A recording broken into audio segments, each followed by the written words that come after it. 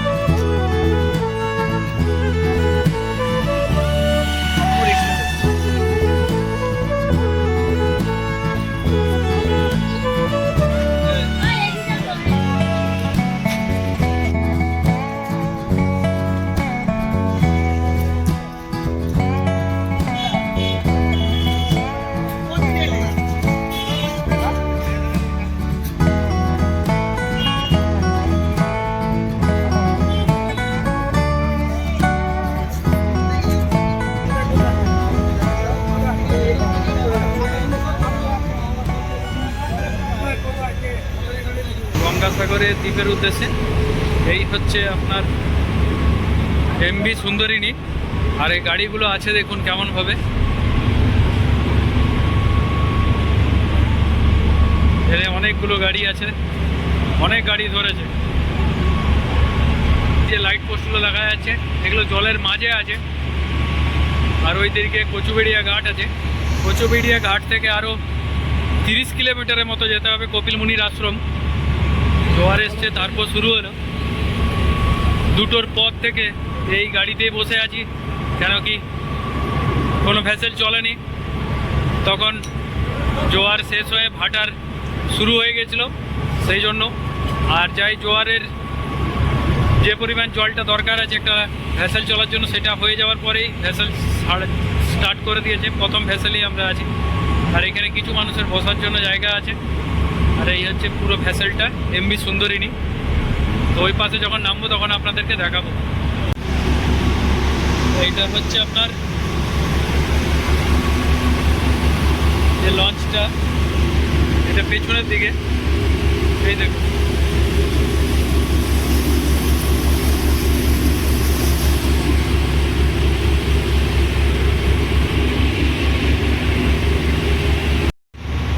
এই যে আপনার গেট দেওয়া লাইটগুলো দেখা যাচ্ছে না, এইগুলো হচ্ছে আপনার একটা জেটি ঘাট। তো এইরকম কটা জেটি ঘাট হয়েছে দেখুন, এইদিকে একটা, দুটো, তিনটে, চারটা, আর একদম ওই পাশে একটা আছে, সেটা হচ্ছে পাঁচটা জেটি ঘাট আছে আপনার সাগর দ্বীপের। এমবি সাগরিনী এখন কচুবেড়িয়া ঘাটে এসে উপস্থিত হয়েছে। যে জেটি ঘাট আছে সেই জেটি ঘাটে, এই দেখুন এটা জেটি ঘাট, মানে লঞ্চের জন্য আলাদা ঘাট আর জেটির জন্য আলাদা ঘাট। জেটিতে যেটা হয় সেটা হচ্ছে শুধু গাড়িগুলো এতে পারাপার করে। তো এটা হচ্ছে সাগর দ্বীপের কচুবেড়িয়া ঘাট। তো এখন নামবো, নেমে যাব আপনার কপিল মুনির আশ্রমের দিকে। এইখান থেকে আরও প্রায় 32 কিলোমিটার যেতে হবে। এলসিটি ঘাট আর লঞ্চ ঘাট দুটো আলাদা আলাদা হয়। এলসিটি ঘাটে যেটা সেটা শুধু গাড়ি পারাপার করে হচ্ছে সাগর দ্বীপের কচুবেড়িয়া ঘাটের এলসিটি ঘাট। এই যে একে একে করে গাড়ি নেমে যাচ্ছে। গঙ্গাসাগরের যে মেন বাস স্ট্যান্ড আছে, বাস স্ট্যান্ড থেকে আপনাদেরকে শুভ সকাল। এখন বেরিয়ে পড়েছি গঙ্গাসাগর। কপিল মুনির মন্দির আছে, সেই কপিল মুনির মন্দির যাব, দর্শন করব এবং সমুদ্রের ধারেও যাব। পিছনে দেখতে পাচ্ছেন এটা হচ্ছে গঙ্গাসাগরের বাস স্ট্যান্ড। এখান থেকে আপনারা কাকদ্বীপ লটেইট যাওয়ার জন্য বাস পাবেন, ওই পাশে ফেরি ধরানোর জন্য।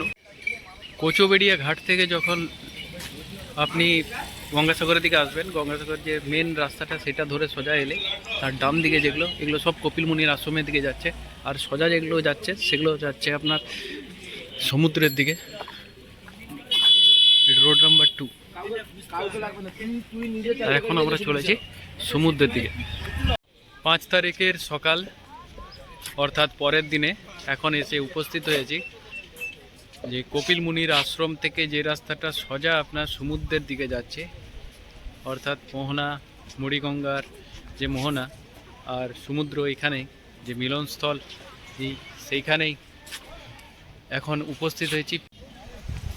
এই পুরো যে বিচ এলাকাটা আছে পুরোটাই আপনার কাঠের এইরকম রেলিং দেওয়ার ব্যবস্থা করা থাকে, যাতে কেউ ডুবে যেতে না পারে বা চলে যেতে না পারে, সমুদ্রের দিকে টেনে নিতে না পারে।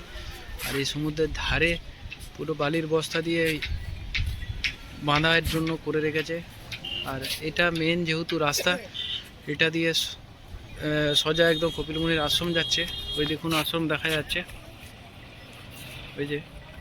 তো এই রাস্তাটা অনেকটাই চওড়া, আর এইদিকে মেলার কিছু দোকানদানিও বসেছে, তার সাথে থাকার জায়গাও আছে ভিভিআইপিদের জন্য, বিভিন্ন মানুষদের জন্য। এটা একটা তোরণ করেছে আর সোজা রাস্তাটা একদম কপিল মুনির আশ্রম পর্যন্ত যাচ্ছে। আর দু সাইডেই হোগলা পাতার ঘর, থাকার ব্যবস্থা, তার সাথে দোকানদানি। এইগুলো দেখতে পাচ্ছেন এগুলো সব হোগলা পাতার তৈরি। আর এই জায়গাগুলো বেশিরভাগ আপনার দোকানদানি এবং ভিভিআইপি বিভিন্ন রকম যে স্টল, যেমন এখানে এসবিআই লাগিয়েছে, এই সবগুলো থাকে। কারণ এটা মেন রাস্তা, এই দিকে স্নান করে মানুষজন একদম মন্দিরের দিকে যায়। আর এই রাস্তাটা এখন পরিষ্কার করার কাজ চলছে।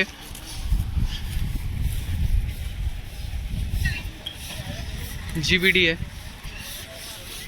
অর্থাৎ গঙ্গাসাগর মেলার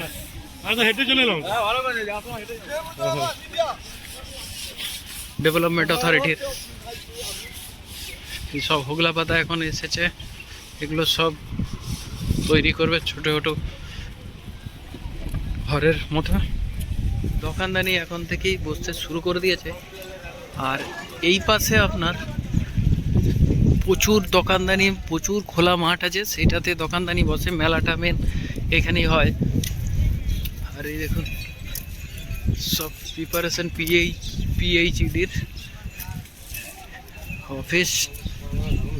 এই দেখুন এদিকে গঙ্গা, পুরো মেলাটা খুব সুন্দর, অনেক বেশি দোকানদানি আছে। কপিল মুনির মন্দির, আর মন্দির ঢোকার আগেই ডালা অর্কিড আছে, এখানে পুজোর সামগ্রী আপনারা নিতে পারেন।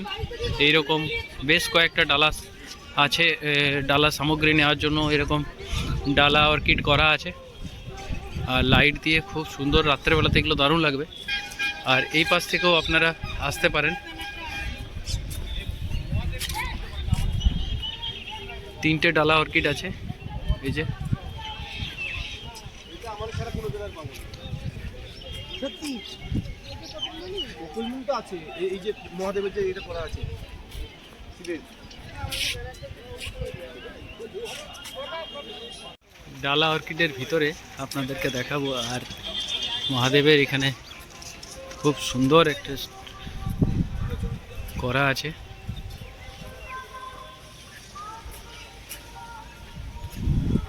এই যে এখানে বিভিন্ন পুজোর সামগ্রী আপনারা পাবেন। এটা হচ্ছে ডালা অর্কিড, এক জায়গাতেই আপনারা পুজোর জিনিসপত্র সব পেয়ে যাবেন।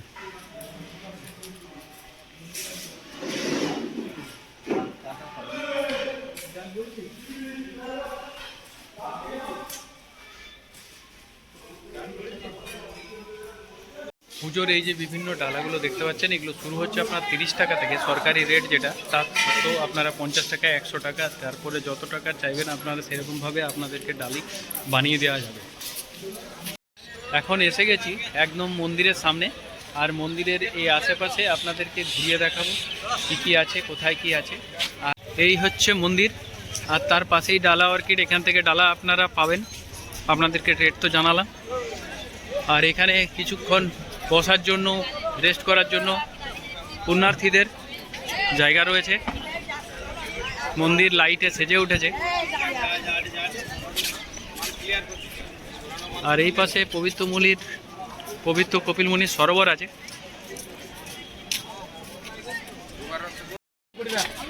কপিল মুনির পবিত্র সরোবর, এই সরোবরে স্নান করে জল নিয়ে, মাথায় জল নিয়ে আপনি কপিল মুনির দর্শন করতে পারেন। এই হচ্ছে সেই সরোবরটা, আর সরোবরের পাশেই এই যে কপিল মুনির একদম আশ্রম, এই কপিল মুনির মন্দির।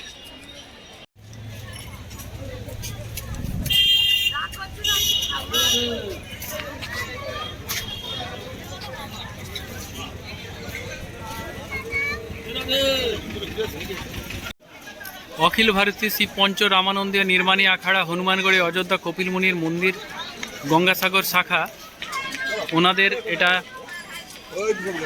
রেস্টরুম, গেস্ট হাউস সবই বলতে পারেন। এই মন্দির দেখাশোনার দায়িত্বে ইউপি উত্তরপ্রদেশে যে হনুমানগড়ি অযোধ্যা কপিল মুনির শাখা আছে, আখাড়া আছে, পরিচালনা করেন।